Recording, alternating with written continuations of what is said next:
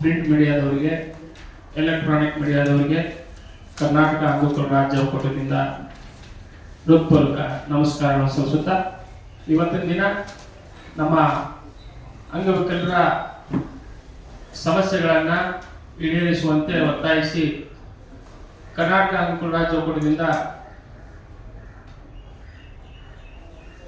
ಬೃಹತ್ ಪ್ರಮಾಣದ ಒಂದು ಜಾಥಾವನ್ನು ಹಮ್ಮಿಕೊಂಡಿದ್ದೀವಿ. ಈ ಒಂದು ಜಾಥಾದ ಉದ್ದೇಶಿಸಿ ನಮ್ಮ ಅಧ್ಯಕ್ಷರಾದಂತಹ ಶಿವಗೇನಿ ಅವರು ತಮ್ಮ ಮುಂದೆ ಪ್ರಸ್ತಾಪಡಿಸ್ತಾರ. ಈ ಒಂದು ನಾವೇನಾರ ಒಂದು ದೊಡ್ಡ ಪ್ರಮಾಣದಾಗ ಬದಲಾವಣೆ ಆಗ್ಬೇಕು ನಮ್ಮ ಜೀವನದಾಗ, ವಿಕಲಚೇತನದ ಜೀವನದಾಗ ಅಂತಂದ್ರೆ ಅದಕ್ಕೆ ಮುಖ್ಯ ಕಾರ್ಯಕರ್ತರು ಯಾರು, ಸರ್ಕಾರದ ಕಣ್ಣ ತರಿಸ್ತಕ್ಕಂಥವ್ರು ಯಾರಂದ್ರೆ ತಾವು ಸುದ್ದಿ ಮಾಧ್ಯಮದವರು. ಅದಕ್ಕೆ ತಮಗೆ ಮೊದಲನೇದಾಗಿ ಹೃತ್ಪೂರ್ವಕ ನಮಸ್ಕಾರ ಸಲ್ಲಿಸುತ್ತಾ ನಮ್ಮ ಅಧ್ಯಕ್ಷರು ವ್ಯಕ್ತಪಡಿಸಬೇಕು ನಮ್ಮ ಹೋರಾಟದ ವಿಷಯವನ್ನು ಕೇಳ್ಕೊತೀವಿ.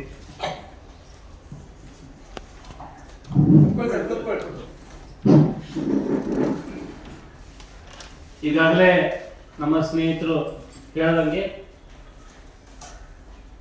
ಬೆಂಗಳೂರಿನ ಇಡೀ ರಾಜ್ಯ ಮಟ್ಟದಲ್ಲಿ ಸುದ್ದಿ ಮಾಡುವಂಥ ವಿವಿಧ ಎಲೆಕ್ಟ್ರಾನಿಕ್ ಮಾಧ್ಯಮಗಳು ಮತ್ತು ಪ್ರಿಂಟ್ ಮಾಧ್ಯಮದ ಎಲ್ಲ ನನ್ನ ಮಾಧ್ಯಮ ಮಿತ್ರರಿಗೆ ನಮ್ಮ ಕರ್ನಾಟಕ ಅಂಗವಿಕಲರ ರಾಜ್ಯ ಒಕ್ಕೂಟದ ಪರವಾಗಿ ಅವರಿಗೆ ತುಂಬು ಹೃದಯದ ಸ್ವಾಗತ ಮತ್ತು ನಮಸ್ಕಾರಗಳನ್ನು ಸಲ್ಲಿಸುತ್ತಾ, ಸ್ನೇಹಿತರೆ, ಇವತ್ತು ಬಹುಶಃ ತಮಗೆಲ್ಲರಿಗೂ ಅನಿಸಿರ್ಬೇಕು, ಭಾರತ ಅಭಿವೃದ್ಧಿ ಹೊಂದಿದ ಭಾರತದಲ್ಲಿ ಕರ್ನಾಟಕ ಹೊರತಲ್ಲ, ಅದರಲ್ಲಿ ಅಂಗವಿಕಲರ ಪರಿಸ್ಥಿತಿ ಹೇಗಿದೆ ಅಂತ ಪ್ರತಿಯೊಬ್ಬರು ನೋಡ್ತಾ ಇದ್ದಾರೆ. ಯಾಕೆಂದರೆ ನಾವು 21 ಬಗೆಯ ಅಂಗವಿಕಲರು ಕರ್ನಾಟಕದಲ್ಲಿ 15 ಲಕ್ಷಕ್ಕೂ ಅಧಿಕ ಸಂಖ್ಯೆಯಲ್ಲಿ ನಾವಿದ್ದೀವಿ.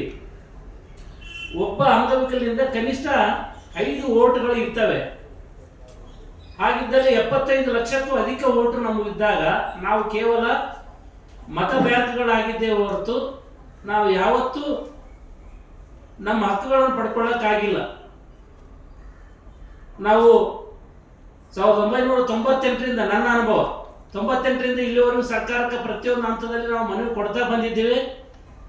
ಅಲ್ಲಿಂದ ಇಲ್ಲಿವರೆಗೂ ಎಷ್ಟು ಕಾಯ್ದೆಗಳು ಬಂದರೂ ಅವು ಕಾಯ್ದೆಗಳು ಕಾಗದದಲ್ಲಿ ಉಳಿದಿವೆ ಹೊರತು ಯಾರಿಗೂ ಅದರ ಫಾಯ್ದೆಯನ್ನು ಸಿಕ್ಕಿಲ್ಲ.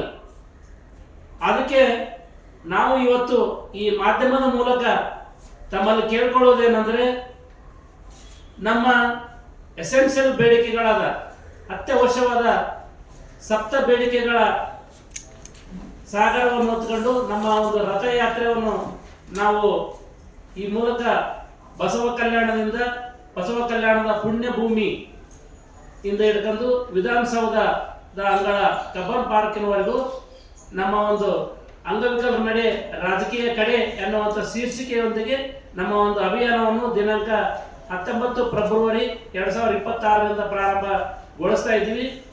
ನಾವು 23ನೇ ತಾರೀಕು ಫೆಬ್ರವರಿ 2026ರಂದು ನಾವು ಇಲ್ಲಿ ಬಂದು ಇದಕ್ಕೆ